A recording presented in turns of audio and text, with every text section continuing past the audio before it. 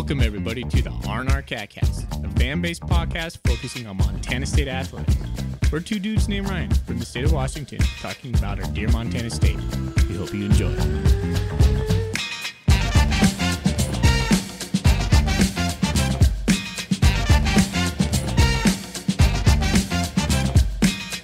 All right, welcome back, Bobcat fans. Thanks for joining us on another episode of the R&R.app. I'm one of your hosts, Ryan Foley. I'm joined by Zack Levere, the R and the Z of the R&R. We're here to discuss the spring ball game, and we are sponsored by Gear Up Sports, a youth sports platform focusing on solving the uniform and apparel headache for the coaches. If you're a youth or high school coach and need uniforms or player packs, please contact them at gearupwithus.com. Make sure to mention us at the R&R Catcast. We are here. It is football talk, I guess. We're going to do it. We're going to talk about the spring game because that's what we do. I'm sure somebody wants to listen to this. How you doing, Zach? Doing good. First take, man. Sometimes when we do these intros, people don't know, but you screw them up. You just get tongue twisted because, like, we talk about things before of what we're kind of mapping out, and then you'll get into the first couple minutes of first 30 seconds finish it. I'm like, hey, and just talking over yourself. But hey, man, for being off for a couple months, well done. Nice work. Welcome back. I also have to say that I think we should call episodes with the three of us on them, though we don't have that tonight, sadly. I'm filling in again. But I'm thinking TFL for Thorny, Foley, Levere for the last names, also tackle for loss. That's kind of what I've been like weirdly on a dog walk thinking, but I was like R&R and the Z, and it just doesn't fit. But that's what I've come up with is TFL episodes. I'm stealing this kind of idea from a show another show I listen to where they do this with different acronyms. But that's where I'm with, man. We're here to talk about the spring game. Here to talk about some off-season randoms. I'm excited to be here. If you're sick of me, buckle up. I'm here again. Oh, we're happy to have you, Zach.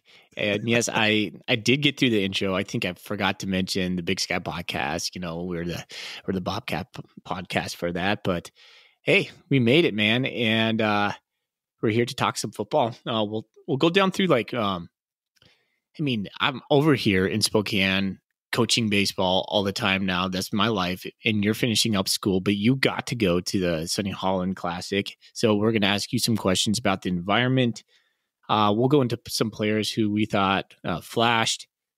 We'll do some strengths and then probably some concerns. And like you said, you had some randos, as you call them, just holstered in there. But before we do that, we have to get what's in our golden coolie.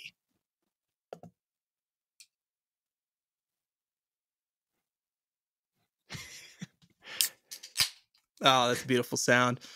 All right, man. Do you want to go first? I'll let you go since you've been off for a bit. Right on. Holstered in my golden coolie is something I always have in my fridge. It is a Rainier, a Rainier. That's what I have. Rainier beer. I love that ad. It's so cool. You know, I do have a coolie off to the side, but I am drinking a Last Best Place Pika Pale Ale right now, and I am putting it in my Big Sky Basketball Championship cup, but I'm beginning to call it my chalice now since we won. So they gave these away at the tournament, but I have my Big Sky Basketball chalice. I've had a couple beers from Last Best Place. They got a cool location down on 7th. The funny thing about this is I was in Town and Country today, and I was looking at beers for this podcast, and I was with my girlfriend, and she goes, well, what are you going to get? And I'm like, you know what? I don't know. And I just turned around and I said, pick one. No IPAs. And she goes, okay, I got you. And I'm like, and preferably from the state of Montana. And nice. She saw it's got a cute little like mouse on it. And so that's why she picked it. But yeah, it's not bad. 5.9%. Yeah, kind of like it. Nice, man. Never been there. There's probably a lot of breweries in Bozeman I've never been relatively to. New. Okay. Right on, dude. Okay. Well, let's start off with just the environment. Tell us about it because you were there. I was over here doing yard work. What was it like? Gorgeous day. I remember last year's was pretty cold, but with all the construction, they're doing some stuff on obviously they have the the Jumbotron's going up, and then the press box side, they're doing a little construction. I think they're just repairing some of the stairs, nothing big. So that was open last year. They put everybody on the East Grandstand, which was fine. I couldn't tell. It looked about similar. I'd say about half the East Grandstand was full. Great crowd, great showing of just families. A lot of dads there with their kids, who I think the wives kicked them out of the houses on just beautiful days to go watch some Bobcat football. But for a game, it was quick. 5-minute halftime, just in and out. I think it was done within about 90 minutes, but it's nice. And I don't like, and I understand with injuries, but I don't like when teams nowadays, they don't play a spring game. They just do spring drills or make it a spring practice. And it's like, okay, I don't want to watch practice. I want to watch what our guys are doing head to head. Yeah. And it was nice. It's 12-minute kind of running quarters. And I thought it was just a great atmosphere. It was nice. I keep saying nice, but it was just a beautiful day, man. It was just a great day for football. We're 4 months away from the start of the season. And I just think my overall takeaway is this is not going to be another stellar Bobcat team. And not that I wasn't thinking that beforehand, but it just kind of solidified in my mind. We got a lot of dudes. Well, you go into the spring game not watching for like the X's and O's, but you're looking for the Jimmys and the Johns out there who's flashing, right? And unfortunately for me, SWX over here in Spokane advertised the game at 1:00. So I set my DVR and I made sure all my yard work was done. And I sat down on the couch, cracked a cold one, and I flipped on the channel. And it was like 4 minutes into the third quarter. And I'm like, what? No. So I only got to see the third and the fourth quarter. Echo your sentiments. Like, it was bright. Like the screen was really bright. I almost had to wear glasses. It looked like it was not a cloud in the sky over there in Bozeman. But yeah, you just hold your breath on these spring games going, please, everybody get out of there healthy. Just get out of there healthy, right? Jeff Cho was notoriously I hate these games because of this. And he made his spring game more of a kind of a dog and pony show, I felt. And Coach Vegan runs it more like a game. And you're right, man. The guys, you look for how they're moving and you look for their size. How do they come out of winter conditioning? Right now, the guys look the best they do, right? And then in the fall camp, they will continue that look. But I was surprised at what I saw. I guess not surprised because the Bobcats are a really good team, but I guess pleasantly happy at what I saw. It's the first time they've been on the field since the North Dakota game or the NDSU game where we saw how that ended. Let me tell you something about that. Hold on just for a moment, because the moment I turned on the game was the moment Casey Kotzman had his field goal block. I go, are you freaking kidding me? Because the last play I saw for Montana State was the block PAT. And then all again was Kotzman getting his fourth field goal tipped by, I think it was Sebastian Valdez, or was it?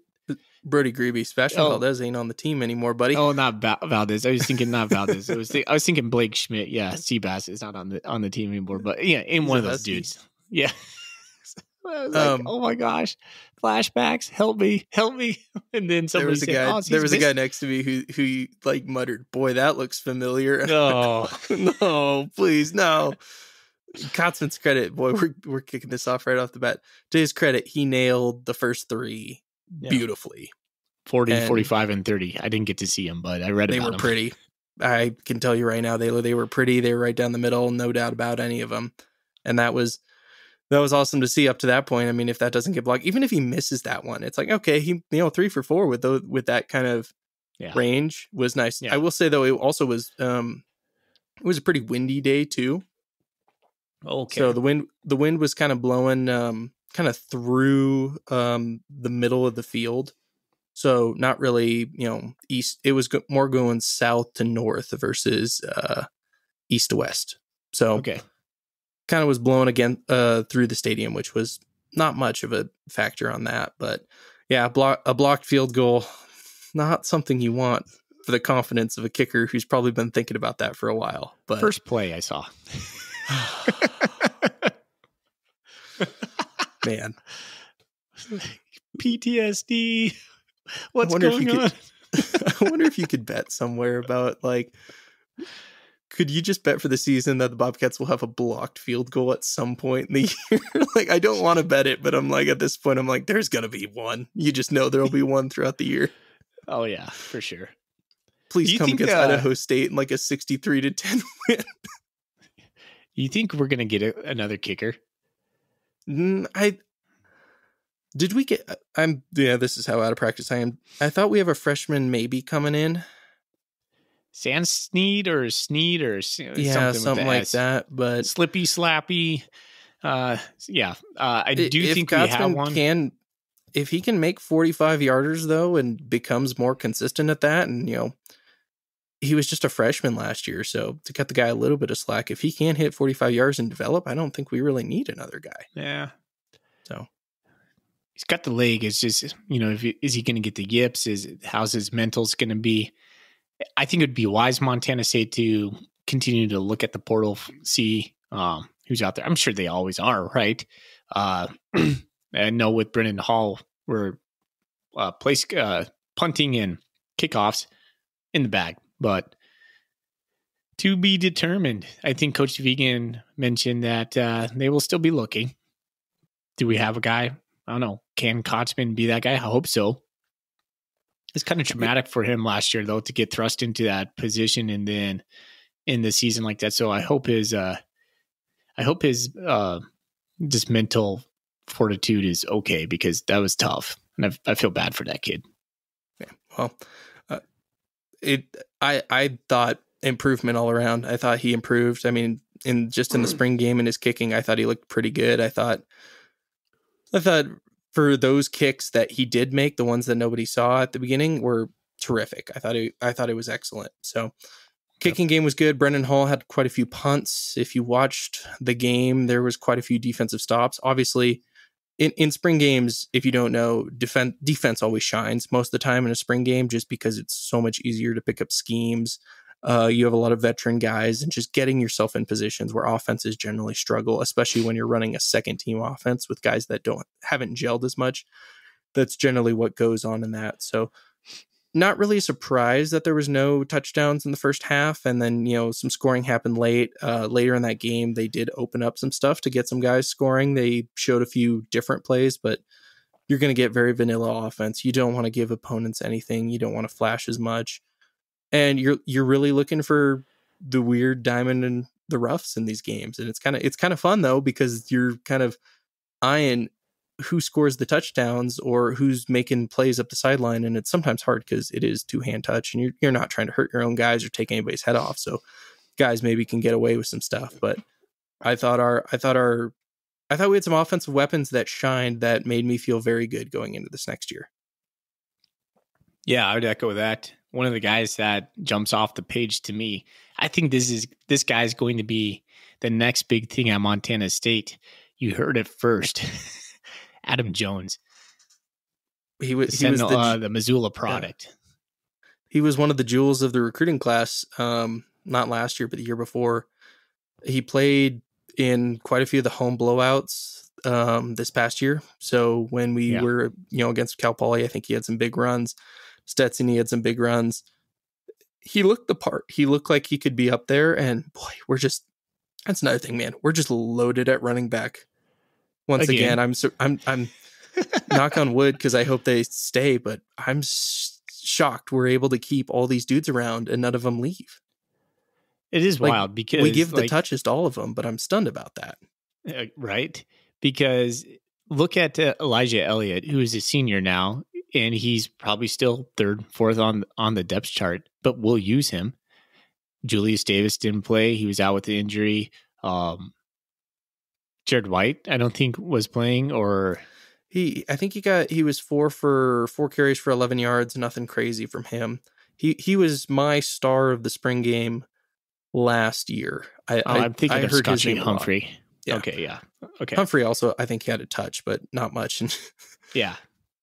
That was crazy, because nobody knew about Scottree. And then again, you also got to think of the spring games. You're going to have a lot of your freshmen aren't on campus yet, like Scottree was. He didn't play in the spring game, and then he goes off for as many yards as he did against Utah Tech.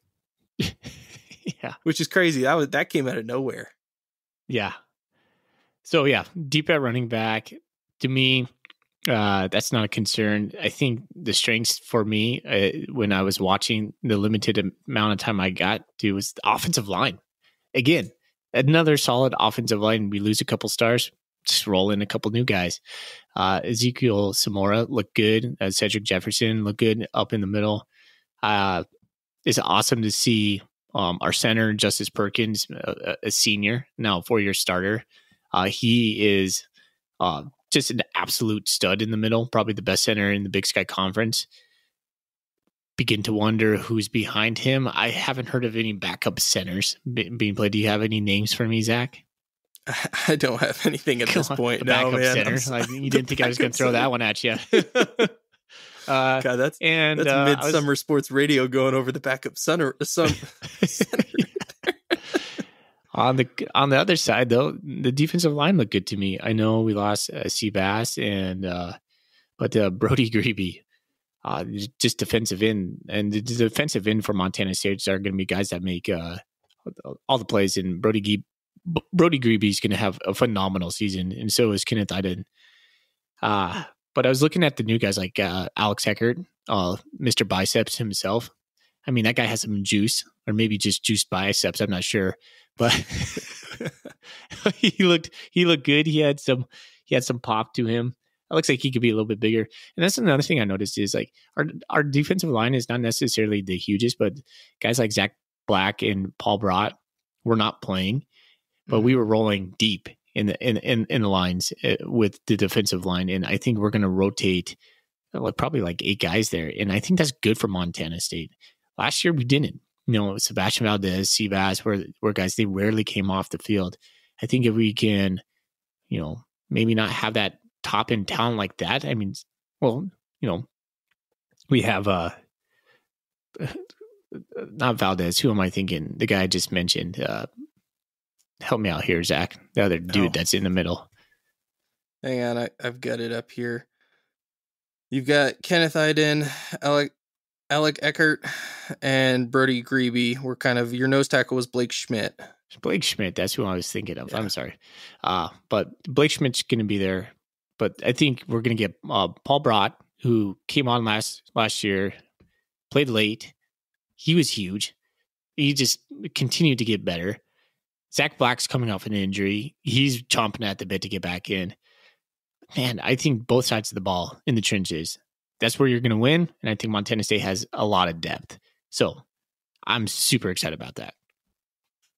Yeah, man. I got up here right quick. I will run through just kind of who the starters were, what we kind of had as our basically what projected starters minus the injuries, but what we rolled out with quarterback Tommy Malott, Scottree Humphrey, tight end Rohan Jones, Lanata Alexander Jr., Taco Dowler, Ty McCullough, and then our line, which I was really interested in this because we had obviously a lot of the departures on the line, but Justice Perkins is returning. Marcus Weir is right tackle. Connor Moore is left tackle. And then Burke Mastel and Cole Sane. But, man, I thought Rollins, the transfer from BYU, I thought he looked sharp too. I didn't know he was back yet. I thought he was still on his mission. Oh, maybe I'm wrong, but I thought I saw him out there and he was a big dude, or somebody was a big dude, and I thought it was him, and I was like, oh, man, he looks huge. Yeah. So it's hard. Maybe I was wrong on that, but I saw somebody, I thought it was him, and I was like, yeah, that's going to be one. But we look in shape. Like sometimes in spring games, off seasons happen, injuries happen, but we just looked like, I felt confident we could go out and win ball games with this team in the spring. Like, that's crazy to say. It just looked good. Nice, dude. Yeah. We looked fast. The offensive plays, inside zone, outside zone, quarterback read, and they were going to give it to the running back mostly. I think who was wearing yellow shirts, Malott and Reed? Malott and Reed, they were letting him hit the other quarterbacks a little bit, which I thought was nice. They were just kind of letting the defense do some stuff. Grebe had some great plays. Gosh, that guy's so fun to watch. He's just so explosive. Oh. And he also getting 41 too. I mean, that's something we haven't talked about yet. But I think that's super cool, man. I think that's so cool that we have a heritage number like that, and yeah, awesome that he won that. Well, I remember when Brody said that he wanted to make his game kind of like Daniel Hardy, and Daniel Hardy had an epic senior season. Brody's there now. He might not have that exact twitch Daniel does, but he's absolutely a wrecking ball. At one point, him and his brother Bryce, and Bryce is the tall, white kid in the back. Like he was pale white, number 15. And they met in the hole and tackled the guy. And I'm coining this right now. I'm calling that the Millstone mashup. So if the Greeby boys could get back there, that's the Millstone mashup right there. Let's see if Greg Reck uses that on TV coming up. We'll see. We'll coin it. I like that. Star performers I had, I guess if we can go into that, make sure I get his name right. Hunter Province, two catches for 25 yards and 2 TDs. I thought he had more catches. He was a stud out there, man. He's a sophomore tight end. He just looks like he can step into that role. I know Ryan Lonergan wasn't playing, but I just looked at him like, man, we got another just boss tight end out there catching passes and a big body who can go get it. So he was kind of my guy to look out for. And if you're looking for a dude to replace what we lost, I thought he was the dude. I mean, I'm going to say early about 20 times this episode, but definitely early. But he just looked good. Like he looked in shape. He looked like he could catch. He looked like he could stretch the field. It was impressive. It's interesting. I was wondering what you thought from Rohan Jones. I hadn't seen him. I didn't catch much, man, on that. That was that he just didn't stand out for me on that.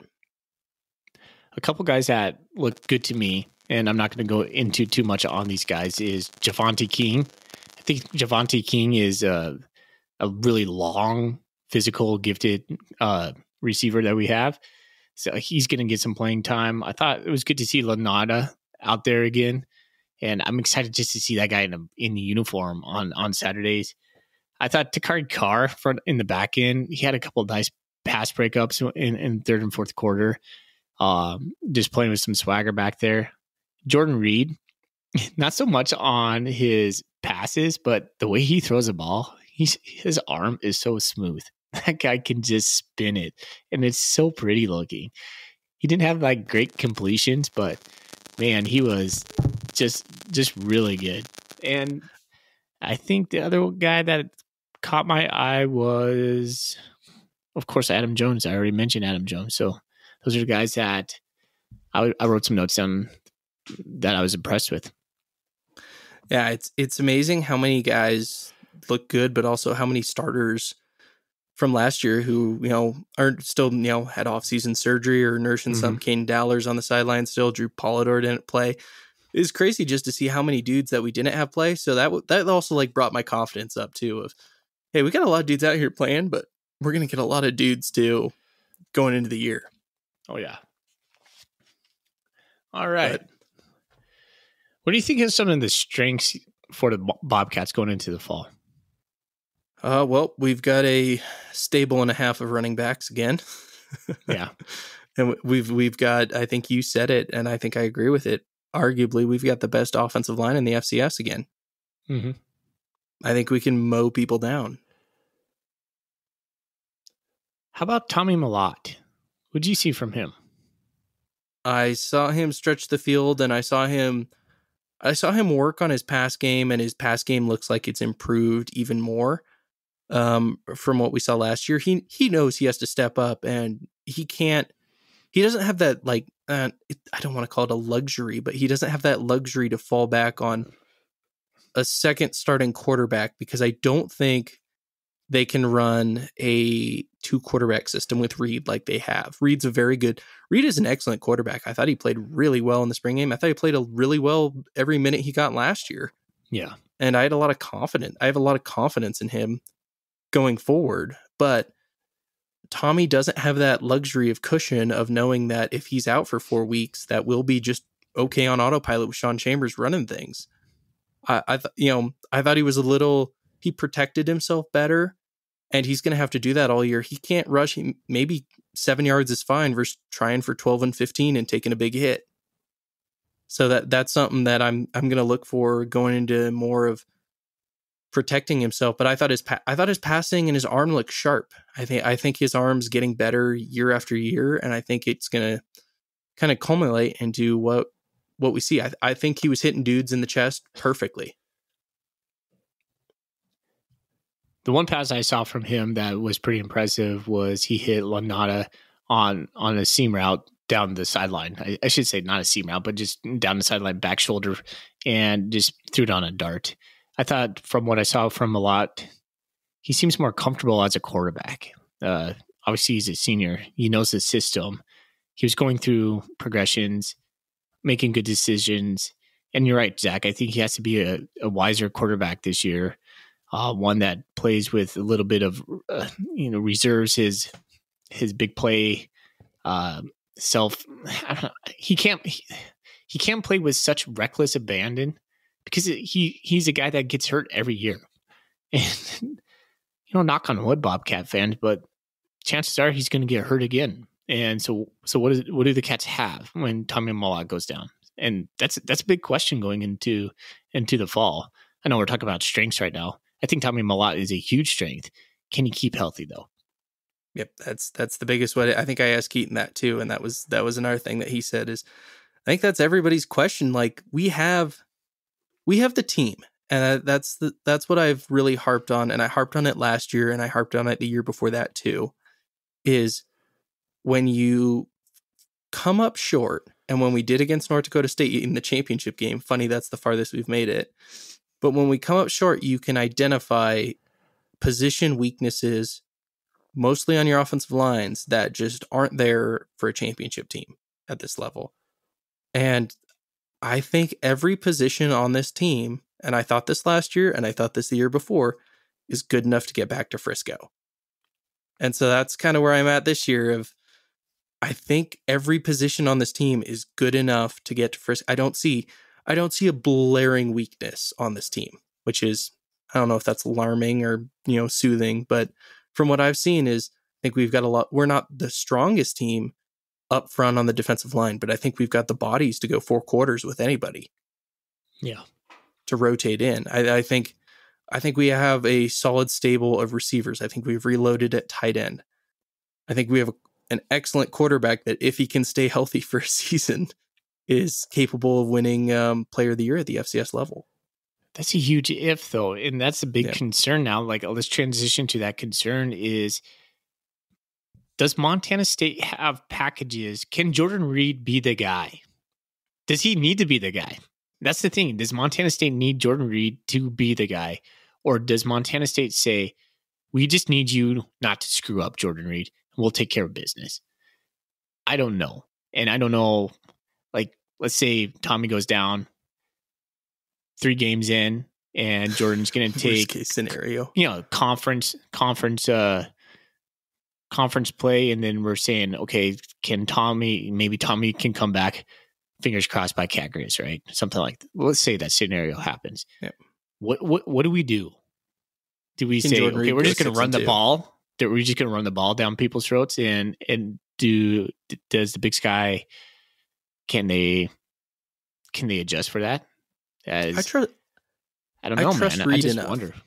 I trust Reed enough to make those plays. How do we call the offense with Reed in there? Yeah, I've seen enough with him throwing. I've seen enough with him throwing and his ability to read play action, as well as just the pocket, that I can trust him to beat just about anybody in the Big Sky, I could say. Do you think Montana State would go directly to Jordan Reed, or do they bring in a guy like Chance Wilson, who has kind of similar skills to Tommy Malott, where he's more of a runner, like dynamic player? I can't answer that, but I trust Reed enough I could see him. I don't know what's going on with the Grizzlies. I know Idaho's lost a lot of pieces. I think the Grizz are still in transition. I didn't watch their spring game, but I trust him to beat just about anybody in the Big Sky, from what I've seen and what I think he can do and his ceiling. I'm just really curious. That's optimistic, right? That's very optimistic right now, like people like that's super optimistic. But if we're playing that like deep dark, hole of what our schedule is, I trust him to get us to. I think he could get us to 6-2, 7-1. Yeah, just with how good of pieces are around him and can lift him up and can do the part. I guess my point is I'm just wondering how Tyler Walker calls the game. If now Jordan Reed is the dude, how do we play to his strengths? And when we talked to Jordan Walker, he was all about like, yeah, you don't call plays just to call plays. You call plays to highlight the player's strengths. And so we were so soothed in the nice 2 quarterback system with Chambers and Malott because Chambers was so good, right? And like we were so lucky. Like, okay, Tommy goes down, no big deal. We got this awesome dude in Sean Chambers. And anybody who listens to this podcast knows we were rallying for Chambers. We were team. I'm team wife's glad. chili I'm right kind of there. glad. Like it was so much fun to talk. It was fun, but it got exhausting. And I'm at the point where I'm kind of like, thank goodness, like that argument is done. Like we have like. Because 2 quarterback systems, though they can work, like it's just so exhausting to talk about him sometimes. Of like, oh goodness, here we go again. But we had to have it with the injury stuff. I don't think Montana State wants to go away from a 2 quarterback system. Coach Vegan has been kind of tiptoeing around it. He's like, doesn't mean we have to. Montana State's not beholden to a 2 QB system, is basically what Vegan has come out and said. But they've had a lot of success with it. Mm-hmm. I don't think it's not something we're just going to throw out in this season because I think they know the penchant Mr. Malott has for just getting dinged up. He's just a physical player, and players who get hurt. So I don't know. That's my huge question going into the season. Yep. All right, man. Do you have any more takeaways? Current fun spring ball? I'm just glad we got out there healthy. As I watched the waning quarters there, I just thought, man, this always looks the same to me. Every year we turn it into the Sonny Holland game, and you're like, okay, it's just kind of underwhelming because the offense is just very vanilla. But you get to get a little taste, and then you just reminded yourself, you're like, oh, well, we're still like 4 months away from actual football. But it's good to see the guys bash heads a little bit and. See some new guys get some touches. It's always good to see Bobcat football. So, yeah, happy. I'd like to see him treated a little more like a game on the fan side of the house where, man, let everybody tailgate. Like, if you can just, treat it a little more like a game and just empty that lot. I know, like, a lot of students use it, but I just wish they could, like, empty that lot for the weekend and just keep it, like, I don't know, just open it up for tailgating. Just have that tailgating. Make it feel like a pregame experience almost. That'd be fun. I didn't know they didn't. Yeah. Why wouldn't they? I don't know. I just thought it would be pretty fun. I also had the idea too, because the rodeo was the week before. Also, awesome experience with that. That was my first time ever at the Bobcat Rodeo. That thing was sick. That was so cool. Well done. I'm sure it's like that every year, but that was, wow, blown away with how awesome that thing is. Yeah. But I mean, people should be awesome. like firing up the grills, getting out the cornhole, cracking some cold ones out there before. Absolutely, they should be. I didn't know that was not happening. Or my other thought was, why not play this thing at 3:30 on Saturday, and then everybody can go across the street to the rodeo at 7? Because they were on different weekends. But that was another thought I had is, why don't we just make this thing just an all-out party? Like, just put it on the same weekend. And I know some, like, I was listening, Oregon did this last year with their spring game, and then they had a big baseball series. So everybody went to the spring game and then went to the baseball series. And I was listening to an Oregon commentator talk about how awesome that was, and that their football coach was slamming beers in the beer garden with a bunch of, boosters at the baseball game afterwards. But I had that too. I'm like, play spring game, and then let's go over to the rodeo, and the team can lead the rodeo team onto the, I don't know, the dirt. Yeah. out of the chute, I guess, with the flags like they did. But that was kind of my thought was, if you put this on the same weekend, you could just make this just one big Bobcat day. And I think that would be sweet. Yeah. A little bit of capitalization for Montana State athletics. I like it. Yeah. So Forward that was thinking, I my like it, Zach. that was my like last thought of like, if we could just do something like that and just make it just one big huge day, that would just be an awesome party. Yeah. Right on, dude. So, all right, Heads up, man. Leon. I'm an idea man. I'm just a 26-year-old idea man at this point. I love All right, it. man. Do you want to get into some off-season randoms? Yeah, let's do it. What do you got? All right. So the first one I have, and I know you love this conversation, is the future of the Bobcats. And I don't know if you've heard this, but I don't know if you've heard this news story. It's kind of new in the last couple days. There's a couple former coaches. It's been brought up, but with the expansion of the FBS college football playoff, they've kind of lowered the payouts for the group of 5 schools. And it kind of seems like they're headed for a shutout of the group of 5 where, the Big Ten, the SEC are just going to kind of do what they want to do. And I know you and Thorny are very pro moving up, and you got to obviously strike when the iron's hot. But one of my big thoughts is we haven't won a title, and I want to win an FCS title. It's been so long. I just feel like there's 4 or 5 teams that can win it, but we just haven't been there yet. And I want to do that. But the idea has been floated, and it's, I don't know if it'll ever become a reality, but it's got some talking right now. The group of 5 is considering doing their own playoff and splitting off and becoming the middle tier between the FBS, the FCS. So there'll be a FBS, group of 5, FCS. Yes. And that would include the Mountain West, the MAC, Sunbelt, AAC, all those conferences. So that's got me thinking, because I'm like, what would that look like? And would that be better for us? 100% it would. Absolutely. Yep. We need to be playing with more like-minded institutions.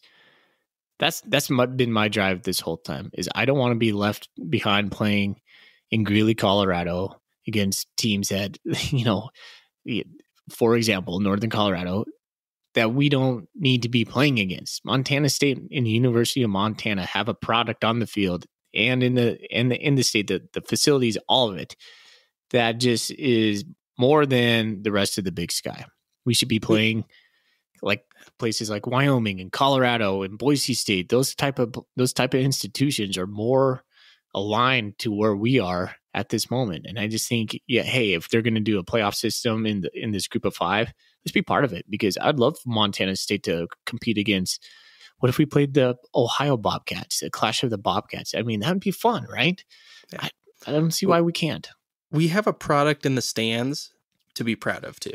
Absolutely. And that's something that a lot of other schools can't say. And I think it's something that's got me thinking a lot lately, especially coming off of Boise and just seeing the showing in Boise and just covering, the ESPN Plus and seeing how many people are in there. But Sacramento State has a 300-person gym. Like maybe 1,000 people can fit in that gym. And it's just frustrating, because does Sac State have any sort of, Big Sky Conference podcast affiliation or anything? Or is there anybody caring at this level? I don't know of anybody. And I know there's certain institutions that care and put people in the stands. And it's frustrating a little bit, but I had that other thought. And then I also, I would like to see us have some big time opponents here, but that also comes with the 2 prices. One, you've got to be okay losing 4 to 5 games a year. And the other one is you're going to also at all levels have to shell out your checkbook, because that's what Boise State does. That's what look at Colorado State Stadium and what they have. That's what it takes to be at that level. Yeah. And so that it's just where I'm at of like, I don't want to move to the FBS the way it currently is. And that's my biggest fear, because I have zero interest in playing in the famous Idaho Potato Bowl on December 23rd in front of 12 people in Boise, Idaho. That's like the thing I don't want. And I see or the New Mexico Bowl, like these just bowl games that mean nothing. I like playing the playoff games at Bobcat Stadium. I like that electric postseason atmosphere.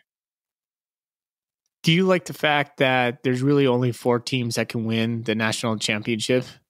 South Dakota State, North Dakota State, University of Montana, Montana State? Well, I can ask the same thing right now. Do you like that there's 4 schools that can win the national championship at the FBS level? It's Georgia, Alabama, LSU, Michigan, maybe. I mean, it's the SEC's one has met so many. So at that point, it's just, I think kind of who cares? Like that's how it is at the big boy level. If you look at Major League Baseball, how many teams have, that's not a great example, but generally you're going to get the same, 5 to 10 teams who are going to win the title every year. Yeah. So I don't know. That's kind of where I'm at of like, it's just like, okay, but we haven't done it yet. And I think that's frustrating and getting into the heads of a lot of Bobcat fans is we've invested, we've had amazing facility updates. We've invested in, I think the NIL stuff we're doing at our level is incredible. And I think that gives us a massive advantage. And that kind of leads me into another question. I'll save it. But the other thought I'm pondering is, are Montana and Montana State going to run the conference at the football level and potentially the basketball level for the foreseeable future? Because we can outspend anybody else in the conference now on players, which is now legal. Yeah. Circa Grizzlies 2011, cough, cough. Yeah. And you can't just be left behind. And that, no. I think not Coach Leon. Leon has always said it really well, where he says, you do your best to position yourself to be in the best position possible. So whenever happens, you're ready for it. Yeah. I think Montana State's doing just that. Yeah. And I like being the king of the castle right now. We're at the top of the mountain, as we've kind of been in football and basketball the last couple of years. I mean, it's new relative territory for us still. And I said it a while ago that I think we're enjoying success we haven't seen in decades right now. Sure. And it's awesome and it's enjoyable and it's easy to think about the future, but I don't really want to think too hard until we win an FCS title or win a game in March Madness. Yeah. Because if we win a game in March Madness, then I'm thinking, okay, we got the guys, we can do things, and we'll see. So that's kind of my thought of like, you need to prove it before you go up. Counter question: do you think Montana State fans are getting a little bit bored? Yes. The amount of people I talked to about last year's home schedule being terrible was acknowledgeable. Like I was like, yeah, playing Stetson and beating them, by 50 is not fun. Playing Cal Poly and beating them by 50 and knowing what's going to happen is not fun. There's maybe 4 teams you can bring into Bobcat Stadium and guarantee you're going to play a good game against, maybe at this point. Like, and not be a 10-point plus game. I mean, it's the 2 Dakota State schools, it's Montana and maybe Idaho at this point. Mm-hmm. I think we throttle Furman. I mean, Furman played Montana good, but I just don't see anybody else. And I think it's going to get worse as we go into this NIL and this kind of world of. I mean, we're a proud school. Montana's a proud school. South Dakota State's a proud school. NDSU is a proud school, and they have fans who have proven that they can. Fans, boosters that proven they can show up, sell tickets, but they're also going to invest. And they're going to invest in their wallets through the NIL collectives and through these other means. And what did Choate say for years was he couldn't compete with NDSU because they had the tuition. What was it? The cost of attending? Full cost tuition? of attendance.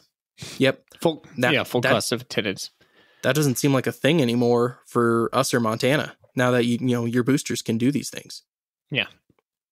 So if you need players, I figured there's enough pockets. There's enough people out there in Bobcat land and Grizzland who can make those things happen. So that's kind of what I think about that. I do think we're bored. I don't think we're bored fans because we have games on the schedule that are still not going to be boring. But, and again, it's always nice being, winning a lot of games every year. Winning 8-10 games every year is sweet. Nobody's ever going to, your coaches are never going to get fired if you're winning 8 to 10 games a year. That's job security on their part. But yes, I do think we are getting a little bored on that side of the house, but I don't think we will be completely bored till we win a couple titles. Hope so, man. I hope so. All right. Give me another one. All right. First game of the year. We are exactly 4 months to the New Mexico game. Do you know? I was going to text you, and then I decided to save this one because I really wanted to ask it. Do you know who the head coach of New Mexico is? Bronco Mendenhall. It is Bronco Mendenhall. Wow, you got that. It's his first game out of the gate as the New Mexico head coach, so it's a beginning of an era there. That's a big get for them too. It is. Like that, I didn't know that. I was like, that guy's got a record. Didn't know he was still not at BYU until recently. Yeah, he went to Virginia for a while, and yeah, he had an okay run at Virginia, but I was kind of surprised they took that job. Yeah, he's a good coach, man. Oh man, 4 months away. We're 120-ish days away from. Oh, I can taste it, man. We're so close. I want to go to that one too. Week 0. Yeah. I'm trying to make some plans for that. That'd be cool. I got to get back to Bozeman. We've talked about doing that, and then we've talked about what is it? Football kickoffs back in Spokane this year. So we've talked about going to that as well. Oh yeah, we'll be there. That'll be a good one. I'm excited for that. Mm-hmm. All right. Let's see here. Do I have any more randoms for you? Oh, all right. This is a good one. I've been looking forward to this one. Good wrap up question too. Sounds good. What is the best time for a beer? And I don't mean this like, what's the best like time you think of a beer? And I was thinking mine is that Michelob Ultra golf course beer is amazing. So the question kind of is like, and you can't say having a beer on the podcast. That's a cop out answer. But when's the time that you enjoy having a beer the best? After a good run. Really? Oh yeah, that's right. You're a run club guy. I forgot about that. Yep. Yeah. It's just a social thing. You run with guys, you do something hard, and sit down and have a good beer. That's great. I love it. Yeah. I don't think the golf course beer is pretty undefeated. The grilling beer, I fired up the Traeger for the first time this year. That was a good one. But yeah, that's a good salmon one too. Tonight. That was fantastic. But I was just thinking about that. Weather's getting nice. So when's the best time to have a beer? And hey, hit up the socials with us on that one. I kind of want to collect answers on this question. Just get everybody who listens to this. But what time do you enjoy having a beer the best? And I kind of want to know. Bobcat victories are also great. Yeah. The victory beer is great. Tailgating beer is always fun. I feel like I'm missing one, and it would just it would just smack me right in the face, be like, of course, that is it right there. But no. The grilling one was fantastic. Absolutely. Yeah. Like when you fire up your barbecue, if you have like a one in your hand, it just feels like you're missing something. Like, where's my flipper or something? Or where's my cold beer right now? So yeah. I think Friday afternoon, Friday night, afternoon something beer is a good one. Yeah, that's a great one too. The other one that I was thinking about is the river beer, like the Madison, floating the Madison River beer. I did that. On the cold days of this winter, that's all I thought about was, I can't wait to float the Madison this summer and just have a beer on the river. It's going to be great. Coming in from skiing beer. That's a good one. That's another good one. Sitting in a hot tub beer. Ooh, now you got me thinking. I'm trying to think. Hot springs, hot tub. Hot tub beer. That is a good one.